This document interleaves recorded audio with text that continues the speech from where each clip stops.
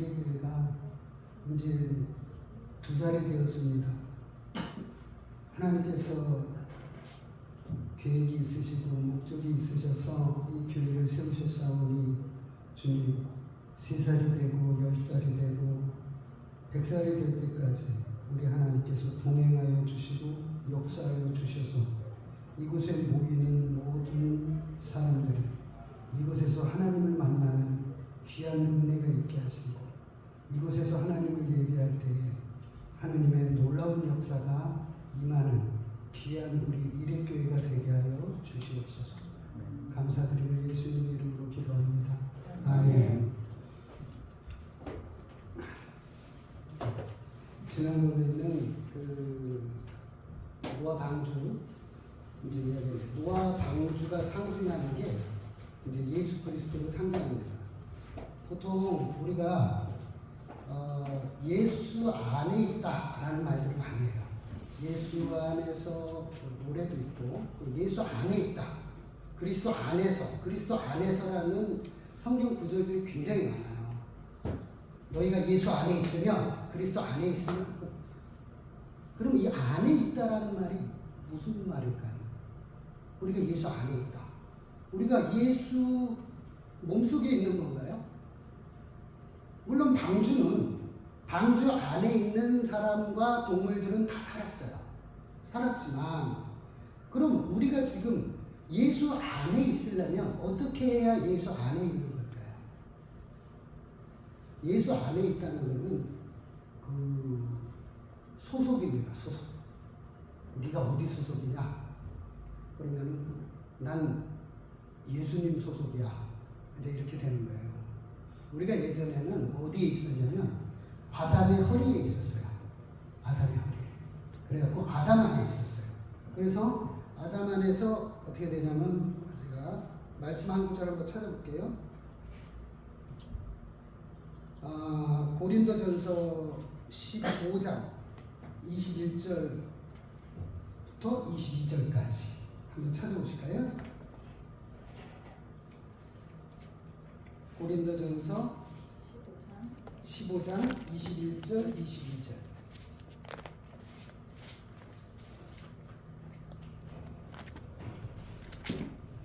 여기 다같이 한번 읽겠습니다. 시작. 사망이 한 사람으로 말미암았으니 죽은 자의 부활도 한 사람으로 말미암았도다. 아담 안에서 모든 사람이 죽은 것 같이 그리스도 안에서 모든 사람이 삶을 얻으리라. 네, 이게 뭐냐면은 대표라는 거예요. 대표 원리라고 표현을 하는데 우리가 아담 한 사람 때문에 죄가 이 세상에 들어왔고 우리는 태어날 때부터 죄인으로 태어났습니다. 죄인으로 태어난 거예요. 그런데 예수 그리스도께서 두 번째 아담으로 오셨어요. 두 번째 아담으로 오셔서 아담을 대표하는 그러한 우리 인간을 대표하는 그러한 두 번째 아담으로 오셔서 십자가를 지신 거예요. 그러니까 우리가 첫사람 아담이 선악과를 따먹고 죄를 지음으로 다 사망이었는데 다 죽었는데 두 번째 아담인 예수 그리스도가 오셔서 십자가에 죽으시고 부활하셨더니 그 부활이 우리의 부활이 되더라는 거예요. 그래서 예수님이 굉장히 중요한 거예요. 우리가 성부님도 있고 성자, 성령이 계신데 어디다가 초점을 맞춰야 되냐. 물론 이제 성부, 성자, 성령이 하나님이기 때문에 문제가 되진 않지만 그래도 우리가 예수 그리스도를 찬양하고 예수 그리스도를 이렇게 우리의 주님으로 늘 고백하는 이유가 뭐냐. 그분이 이 세상에 오셔서 지난주에 말씀드렸던 것처럼 양을 갖다가 이제 안수를 하잖아요. 양이 안수를 하면 이 양이 뭐가 된다? 나와 동일시되는 거예요. 이걸 그리스도와의 연합이라고 해요. 이 연합이 되어져서 그 양을 죽이죠. 죽임으로 인해 가지고 어떻게 해요? 그 양이 죽은 건 누구의 죽음이요? 나의 죽음이죠. 그래서 그리스도께서 십자가에 죽으심은 나의 죽으심이 되는 거예요. 나의 죽음이 되는 거예요. 그 다음에 그래서 뭐라 그래요? 내가 그리스도와 함께 십자가에 못 박혔나니 라고 이야기하죠. 그러면 그분이 살아나시면 그러면 그 부활은 누구의 부활이냐? 나를 위한 부활이에요. 나의 부활이 되는 거예요. 그러면 내가 죄로 인하여서 내가 그리스도와 함께 죽었고 십자가에 못 박혀서 죄의 형벌을 다 받았고 죽은 거예요. 죽고 그리스도가 부활하심으로 인해 가지고 내가 그리스도와 함께 부활을 한 거예요. 내가 살아난 거예요. 다시 태어난 거예요. 이제는 그리스도와 내가 어떻게 연합되어졌고 하나가 되어졌고 묶여졌기 때문에 이 묶임이 이게 나중에 예수님이 야, 너 처음엔 괜찮은 줄 알았는데 시간이 갈수록 신앙생활 엉망진창으로 하냐? 너 안 되겠다. 너 좀 그냥 그만하자. 너랑 나랑 그만하자. 난 널 떠나겠다 하고 우리를 버릴 수 있나요? 못 버리죠. 왜냐하면 이 연합은요, 하나님께서는 우리의 처음과 끝을 다 아세요. 내가 하나님이 태어날 때부터 시작해갖고 내가 어떤 죽음으로 이 생을 마감할지를 다 알고 계신 거예요. 그러면서 창세전에 선택을 하신 거예요. 어떤 이유로? 내가 좀 뭔가 잘나서 선택을 했나요? 아니에요. 하나님의 기뻐하심을 따라. 기뻐하심을 따라는 뭐예요? 당신이 좋으신 대로. 난 그냥 너를 이제 사람은요, 사랑을 하려고 그러면 뭔가 이렇게 씌워야지 사랑이 돼요. 그리고 상대방을 좋아하게 되면 상대방이 뭔가 내가 좋아할 만한 걸 갖고 있다든가 뭔가 좋아할 만한 매력이 있어야 되는 거예요. 그래서 내가 뭔가 이 사람을 사랑하게 된다, 뭔가 좋아하게 된다 그러면 뭔지 모르게 내가 끌리는 그런 뭔가를 갖고 있다는 거거든요. 근데 하나님은 안 그런 거예요. 하나님은 우리를 선택하실 때 우리는 뭔가에 씌어갖고 선택을 하지만 하나님은 우리를 선택하실 때 어떻게 선택해요? 사랑하시기로 작정을 하시고 선택을 하는 거예요. 사랑하시기로 작정을 하고 선택을 하는 게 많이 다르죠. 그렇기 때문에 은혜라는 말이 성립이 돼요. 모든 게 은혜입니다. 오늘 찬양 보니까 모든 게 은혜였어. 그 찬양 참 좋더라고요. 모든 게 은혜라는 그 말이 왜 되냐? 우리가 뭔가 하나님한테 사랑받을 만한 조건이나 자격이나 뭔가를 갖고 있다면 그러면 이거는 은혜라는 표현을 할 수가 없는 거예요. 그거는 은혜가 아니죠. 은혜가 아니라 훈장이겠죠. 훈장. 내가 뭔가 잘했기 때문에 하나님이 날 사랑하니까. 신앙생활도 마찬가지죠. 우리가 뭔가를 열심히 하고 잘해서 하나님이 뭘 이제 그래 잘한다. 그래 그렇게 하는 거야. 이거는 가능하지만 내가 뭔가 잘했기 때문에 날 선택하셨고 구원하셨다. 이제 그렇진 않아요. 우리 믿는 사람들은 믿음이 먼저일까요? 아니면은 그거 어떻게 되는 거예요? 믿음이 먼저일까요? 은혜? 은혜. 답이 은혜.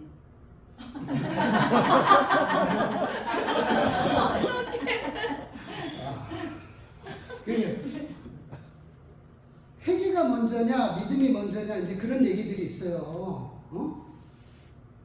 그런데 어떻게 생각하세요? 회개를 해야 구원을 받는 건가요? 아니면 믿음으로 구원을 받느냐? 아니면은 구원을 받았기 때문에 믿는 거냐?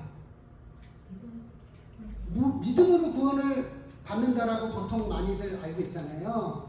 그런데 그게 아니라 우리는 이미 하나님께서 선택하셨기 때문에 믿음으로 구원 받는 거는 맞지만, 그러나 우리가 믿음을 갖는다는 거는 하나님의 은혜가 없이는 믿음을 가질 수가 없어요. 그러니까 이미 구원 받은 자가 믿음을 갖게 되는 거예요. 하나님의 선택을 받은 자가 하나님의 인도하심을 쫓아서 되는 거예요. 그러니까 은혜라는 말이 우리가 많이 쓰잖아요. 은혜였네. 뭐 사도 바울도 그런 얘기예요. 나의 나된 것은 오로지 주의 은혜라. 나의 공로로 되어진 것이 전혀 없다. 그렇게 찬양도 있어요. 그런 얘기들이 이제 왜 나올 수 있느냐? 은혜라고 하는 거는 값없이 주어지는 거예요. 마치 누군가 물에 빠졌어요. 물에 빠져서 살려주세요 그러는데 지나가다가 야, 너 살려줄 테니까 내 조건 들어줄 수 있어?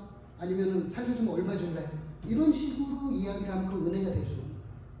그냥 내가 딱 보니까 살려주세요. 그러니까 뭐 생각할 겨를도 없이 뛰어들어가고 그냥 건져냈어요. 건져냈더니 이 은혜를 어떻게 갚았으면 좋겠습니까? 이렇게 되는 거예요. 그러면 뭘 갚어? 이제 이렇게 값 없이 하나님께서 우리에게 뭔가 쓸만한 게 있어서가 아니라, 그래서 구원한 게 아니라 값 없이 구원을 하신 거예요. 그냥 하나님께서 당신의 기뻐하신 대로. 그러면 왜 저를 선택하셨냐? 그냥 그걸 당신이 기뻐하신 대로라는 걸 그냥이라고 해요. 그냥 내가 너를 그냥 선택했어. 당신이 원하시는 대로. 그래서 은혜라는 말은 참 중요한데, 우리가 그 신약에 보면은 어떤 포도원 주인이 나가서, 이제 요즘 말로 하면 인간 시장이죠. 옛날에는 이제 하루 품삯을 벌려고 해갖고 인간 시장처럼 거리에 나와 있는 거예요. 그러면 이제 요즘도 있잖아요. 옛날에 저도 거기 나가갖고 팔려갔는데 정말 힘들었어요. 근데 거기서 딱 보면은 포도원 주인이 딱 나가고, 거기 여기서부터 여기까지 전부 다 이제 산 거예요. 한 데나리온, 오케이? 한 데나리온 이렇게 해갖고 사가지고 우리 포도원에 들어가서 일해.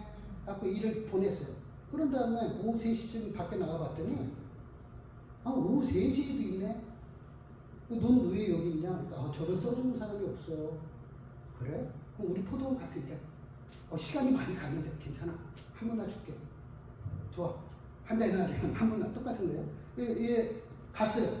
그런 다음에 5시, 6시는 파장이야 이제.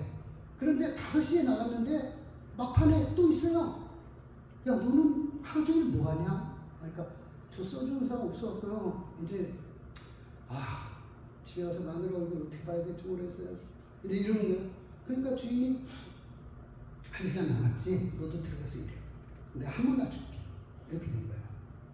그러니까 이제 6시가 딱 돼가지고 이제 이제 품삯을 줄 테니까 일러로 서봐. 그러니까 이쪽에서부터 새벽 5시부터 온 사람들부터 시작해갖고 오후 5시 1시간만 일한 사람까지 쫙 쓴 거예요.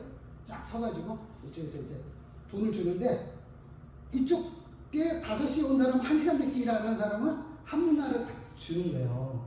그러니까 여기 새벽 5시부터 온 사람들은 그걸 딱 보더니 1시간 늦게 일하는 사람인데 한 문화 줬어. 그럼 나는 새벽 5시부터 일했으니까 많이 주겠다. 이제 이렇게 생각한 거예요. 근데 주인이 와갖고 다 똑같이 주는 거예요. 다 똑같이 주니까 새벽 5시에 온 사람이 이제 화가 난 거예요. 아니, 우리는 새벽 5시부터 왔고 이 뜨거운데 이렇게 고생을 해갖고 일했는데 왜 1시간밖에 안 한 사람이랑 똑같이 주니까? 이렇게 이야기해요. 그랬더니 주인이 뭐라 그래요? 야, 너 나하고 새벽에 한 문화로 계약했어, 안 했어? 했는데, 너 그럼 그거 받았으면 됐지. 말이 많아. 내가 내 걸 가지고 내가 선을 행하는데 네가 나를 악하다 그러냐? 무슨 상관이야? 근데 여기서 우리가 우리의 교회 생활이라든가 우리의 삶을 이렇게 볼 수가 있어요. 우리가 새벽 5시에 온 사람들이 아닐까, 그런 생각들도 간혹 들 수가 있어요. 근데 보면 새벽 5시, 그러니까 이 주인은요, 애시당초 일꾼들이 필요한 게 아니에요. 굉장한 부자거든요. 자기 종들이 굉장히 많아요. 이 사람들 보고 일하라 그러면 돼. 자기 종들한테. 포도원에서 야, 너희들 일해. 그러면 이 사람들 쓸 필요가 없어요. 그런데 자기 종들한테 시키질 않고 나가서 여기서 이렇게 하루 품삯을 벌기 위해서 나와 있는 사람들은 불쌍히 여긴 거예요. 그래서 야, 여기 전부 다 우리 포도원에 들어가고 이래. 주인의 목적은 일을 효율적으로 시키기 위한 게 아니고 돈을 주기 위한 게 목적이었던 거예요. 근데 이 목적을 모르는 새벽 5시부터 온 사람들은 이게 은혜였다라는 걸 모르는 거예요. 은혜로 준 거지 내가 일한 것에 대한 대가를 받는다라고 생각을 했기 때문에 화가 난 거예요. 근데 그렇지 않죠. 그게 아니에요. 은혜는 하나님이 일을 시켰다 하더라도 하나님이 안 시키면 그만해요. 안 시키면 그만해요. 근데 하나님은 또 하나 좋은 게 뭐냐면 공짜가 없어요. 저도 그걸 많이 느꼈는데 제가 27년 동안 부교육자 생활을 하고 있는데 근데 우리 목사님 대단한 거예요. 근데 노처녀가 나중에 나이를 먹을수록 시집을 못 간대요. 왜냐면 이게 눈이 밝아져갖고 나중에 못 가는 이렇게 우리 목사님 아직 눈이 안 깼어. 그래가지고 담대한데 근데 제가 이제 어떤 생각을 하냐면 내가 잘난 줄 알고 내가 잘나서 하나님이 나를 일을 시키지 이제 그런 생각했었는데 그게 아니더라고요. 그리고 하나님은 공짜가 없어요. 일을 시키고 난 다음에는 영적인 은혜든 물질적인 은혜든 반드시 주셔요. 하나님 그냥 하지 않아요. 이 포도원 주인도 보세요. 은혜를 베풀지만 일하라 그래놓고 나중에 품삯을 주잖아요. 그런 것처럼 꼭 그러세요. 그러니까 교회 일 하는데 공짜가 없잖아요. 열심히 하면 돼요. 열심히 하면. 그래서 은혜라는 거는 우리에게 있어가지고 우리가 그걸 잘못 알고 착각을 해가지고 이제 뭐 한 가지 더 예를 든다면은 이제 어떤 우리나라의 어떤 굉장히 이름만 되면 다 아는 그런 큰 목사님인데 그 목사님이 그런 얘기를 했어요. 하나님이 내가 다 못났지만 내가 기도하는 거 이거 하나 보시고 나한테 큰 기회를 하게끔 하셨나 보다라는 이제 인터뷰를 한 거예요. 제가 그걸 듣고 이제 신학교 다닐 때였는데 그때 이제 싸움이 난 거예요. 나는 이제 야 말이 되냐? 은혜지. 무슨 기도는 뭐 딴 목사들은 기도 안 하냐? 개척교회 목사 다 정말 침 튀겨가면서 진짜 피 튀겨가면서 기도를 하지. 그 얘기했다가 이제 다른 옆에 분들하고 트러블이 있었는데 우리가 뭔가를 할 때에 하는 그것조차도 은혜가 되는 거예요. 은혜인 거예요. 감사한 거예요. 감사한 거예요. 내가 건강하잖아요. 감사한 거예요. 우리가 은혜라는 걸 알아야 되는데 노아가 당대에 하나님의 여호와께 은혜를 입었더라라고 이야기를 해요. 이야기를 해가지고 그 다음에 노아가 방주를 짓죠. 방주 안에 있는 사람들은 다 사는데 그런데 우리가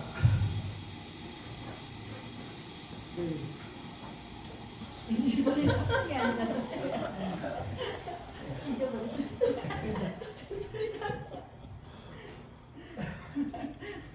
자, 사망이 한 사람으로 인해가지고 이렇게 들어왔다 그랬잖아요. 아담이 범죄함으로 죄인이 그런 것처럼 그 한 사람 대표로 그렇게 됐잖아요. 예수님이 또 우리가 대표돼가지고 예수님 때문에 우리가 의인이 됐고 하나님의 자녀가 됐어요.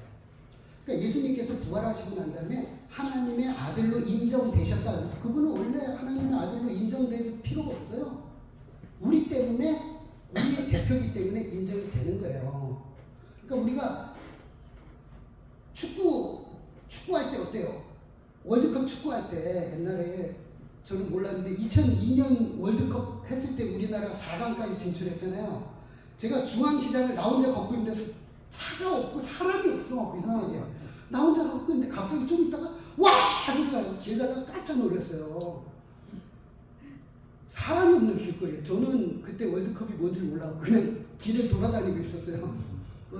그랬는데 우리가 축구를 하잖아요. 그럼 국가 대표라는 거예요. 우리 국가를 대표해서 나가는 거야. 그래서 국가 대표 11명의 축구 선수가 나가고 축구를 해서 만약에 일본하고 해가지고 이겼다. 그럼 어떻게 돼요? 한국이 일본을 이긴 거야. 일본은 진 거예요. 근데 이 11명이 지잖아요. 지면 어떻게 돼요?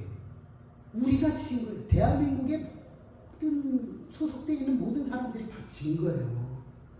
그러니까 아담 안에 있던 모든 사람들이 다 범죄함으로 사망 가운데로 들어간 거예요. 다 죽은 거예요. 그런데 이제는 예수님이 또 우리를 대표해서 이 땅에 죄인으로 오신 게 아니고 흠없는 완전한 죄 없는 인간으로 오셔서 어려서부터 성장하시면서 율법을 만족시키시고 십자가에 죽으시고 부활하셨잖아요. 그 의가 어려서 만족시킨, 어려서 율법을 만족시키셨어요. 그 예수님께서 크면서 예수님은 죄가 없어요. 죄가 있으면 우리의 대성물이 될 수가 없어요.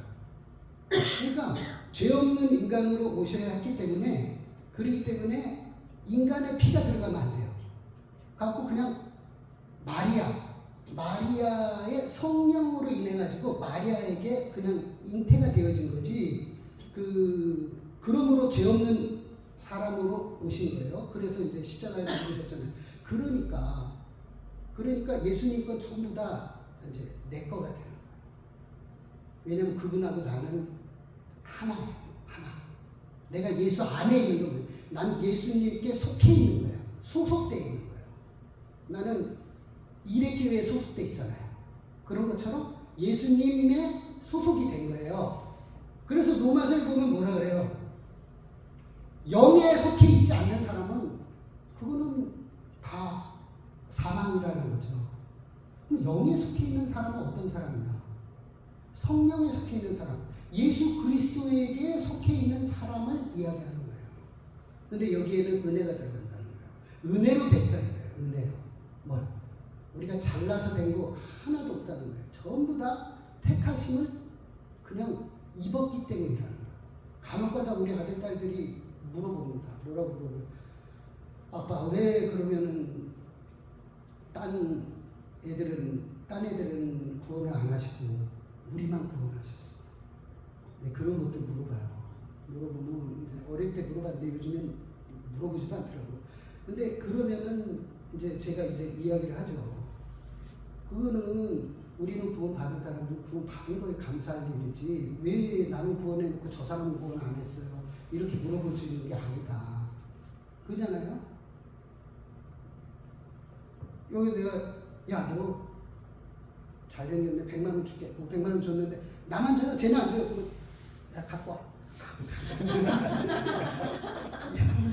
이런 느낌이죠. 이런 느낌이죠. 우리는 그걸 은혜로 준 것은 값없이 준 것이기 때문에 우리가 가타부타 말을 할 자격이 없는 거예요. 그냥 오로지 감사한 거예요. 그래서 예수 그리스도께서 결국은 어떻게 돼요? 우리를 대표해서 십자가에 죽으심으로 인해서 대속하시고 부활하시고 하나님의 아들로 인정받으셔서 우리 또한 하나님의 자녀가 되어진 거예요. 자녀가 되어진 거예요.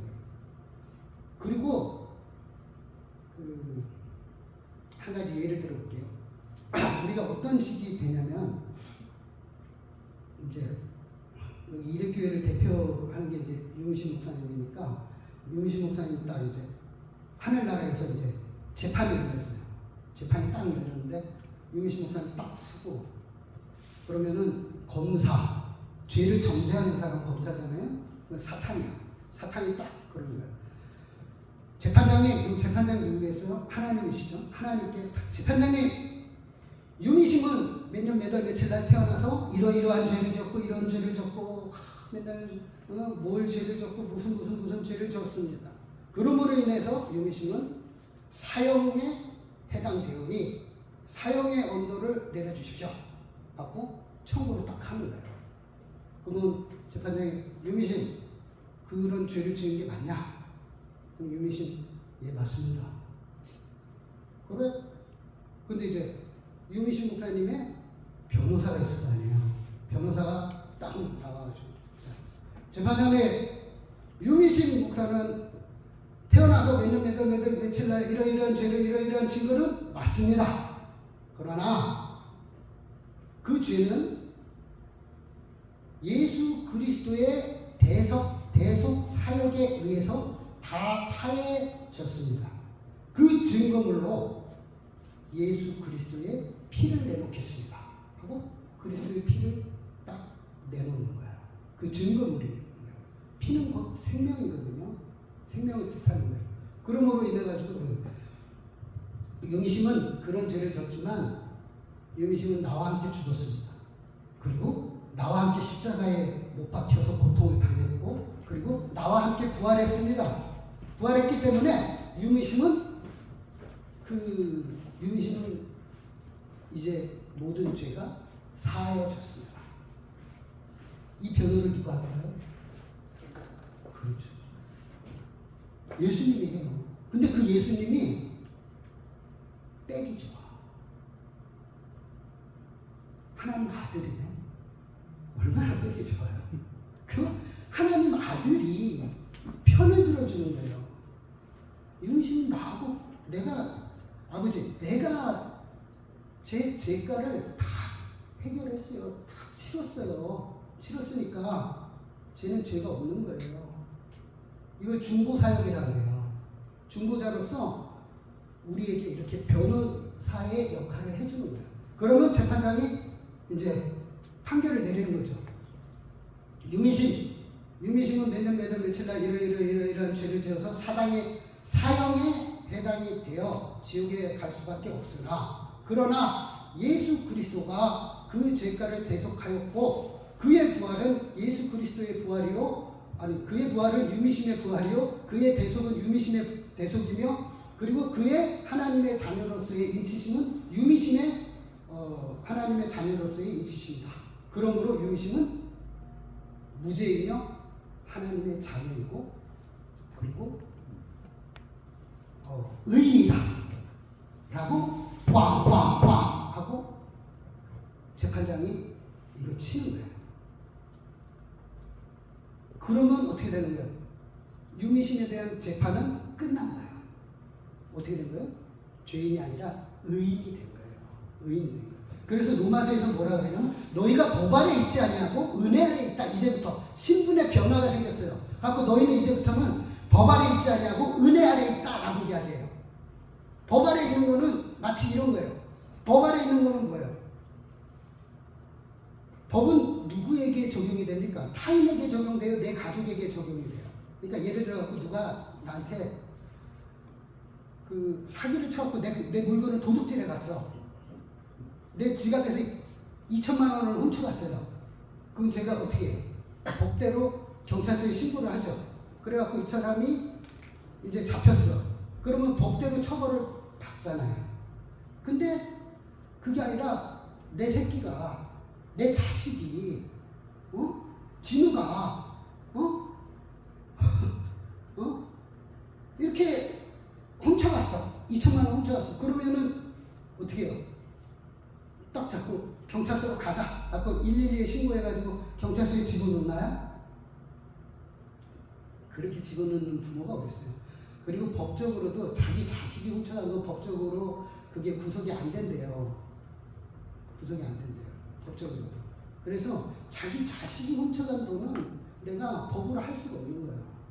그런 것처럼 너희가 법 아래 있지 아니하고 은혜 아래 있다는 건 뭐냐면 이제는 법으로 정죄할 수 있는 정죄 대상이 아닌 거예요. 신분이 바뀌었어. 어떻게 바뀌었어? 하나님의 자녀로 바뀌었기 때문에 우리가 죄를 지어도 어떻게 돼요? 율법으로 정죄해서 지옥에 갈 수가 없어요.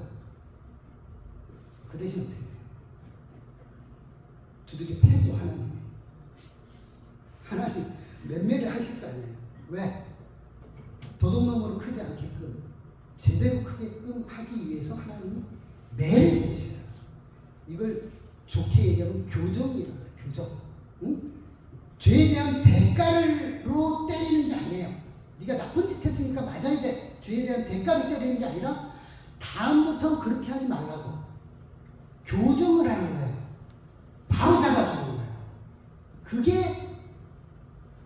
그게 이제 우리가 법 아래 있지 아니하고 은혜 아래 있다는 거예요. 그래서 우리는 예수 안에 있으면 결코 정죄함이 없나니라고 이야기해요. 결코 그래요. 결코 정죄할 수 없다는 거예요. 정죄 받을 수 있는 신분이 아니에요. 이제는 신분이. 그랬더니 그 뒤에 뭐라 그래요? 그러면 우리가 은혜를 더하기 위하여 죄에 더 많이 머물러야 되느냐? 그럴 수 있느냐? 아니죠. 하나님의 자녀로 하나님께서 길러내시기 시작해요. 그래서 고난이 오는. 내 삶에 고난이 오는 것은 그만하라. 내 속에 고난이 오는 것은 뭐냐? 그거는 하나님께서 그 고난을 사용하셔서 깨달음을 주시기도 하시고요. 하나님의 자녀답게 좀 더 성장과 성숙을 이루게끔 우리를 이렇게 다듬어 가시는 과정이다. 그렇기 때문에 고난은 싫죠. 정말 싫어요. 너무 힘들어요. 고난은 힘들지만 그 고난이 주는 유익이 있다. 그리고 하나님이 그 고난을 통해서 모든 것이 합력하여 선을 이루게끔 만드신다. 여기에 대한 믿음이 있어요. 저도 참 힘든 인생을 사는데 이 말씀을 늘 생각을 해요. 힘들 때마다 모든 것이 합력하여 선을 이룬다. 하나님이 반드시 약속하십니다. 그분은 거짓말 못하시는 분. 그분의 입에서 나오고 공허하게 그분께로 돌아가는 법입니다. 반드시 결과를 내십니다. 그렇기 때문에 견뎌야 된다. 견뎌보자. 이렇게 돼요. 기도하겠습니다. 하나님 감사합니다. 우리가 말씀을 통하여서 하나님을 아는 기쁨이 있게 하시고 또한 우리가 어디에 소속되어져 있고 우리의 신분이 어떠한지 우리가 어떻게 살아야 되는지 깨달아 알 수 있도록 하나님 은혜를 주옵소서. 감사드리며 예수님의 이름으로